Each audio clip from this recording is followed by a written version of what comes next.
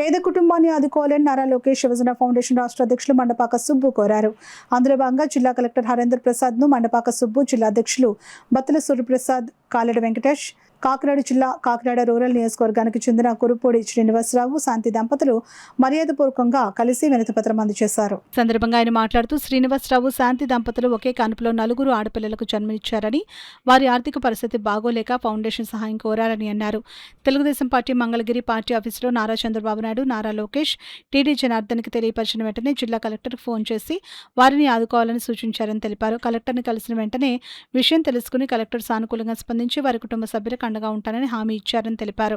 అదేవిధంగా 4 పిల్లల తండ్రి అయిన శ్రీనివాస్కి ఉపాధి అవకాశాలు కల్పిస్తామని తెలిపారని అన్నారు. కార్యక్రమంలో ఫౌండేషన్ సభ్యులు శ్రీనివాసరావు, శాంతి, వారి కుటుంబ సభ్యులు, 4 కవల పిల్లలు పాల్గొన్నారు. పుట్టినప్పటి నుంచి అనేక ఆర్థిక ఇబ్బందులు రావడం వల్ల చాలా ఇబ్బందులు పడుతున్నారు. అదేవిధంగా వీళ్ళకి రావాల్సిన అమ్మక వందనం కానీ ప్రభుత్వ పథకాలు కూడా ఏమి వస్తలేదు.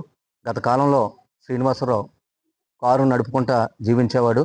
మరి ఆ కారు అమ్మేయడం, తర్వాత మళ్ళీ ఆర్టీఓ ఆఫీస్లో కారు లేకుండా చేసిన సర్టిఫికేట్లు కూడా రావడం, మా ఫౌండేషన్ ద్వారా అనేక ఉపయోగకరమైన పనులు చేస్తూ, అదేవిధంగా మొన్నటి రోజు నారా చంద్రబాబు నాయుడు గారు, నారా లోకేష్ గారు, టీడీ జనార్దన్ గారి ఆశీస్సులతో మరి రాష్ట్ర పార్టీ ఆఫీసులో ఇలా ఇబ్బందులు చెప్పడం వల్ల మరి వెంటనే టీడీ జనార్దన్ గారు మన కాకినాడ జిల్లా గవర్నర్ కలెక్టర్ గారికి ఫోన్ చేసి మరి 4 పిల్లలకి అండగా ఉండాలన్నారు.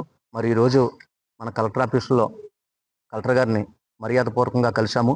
మరి ఆయన వెంటనే స్పందించి 4 పిల్లలకి న్యాయం చేస్తానని, అదేవిధంగా వాళ్ళ నాన్నగారు డ్రైవర్, మన కార్పొరేషన్లో డ్రైవర్ పోస్ట్ కూడా ఇప్పిస్తానన్నారు. మరి కలెక్టర్ గారు చేసిన సేవ మరువలేనిది.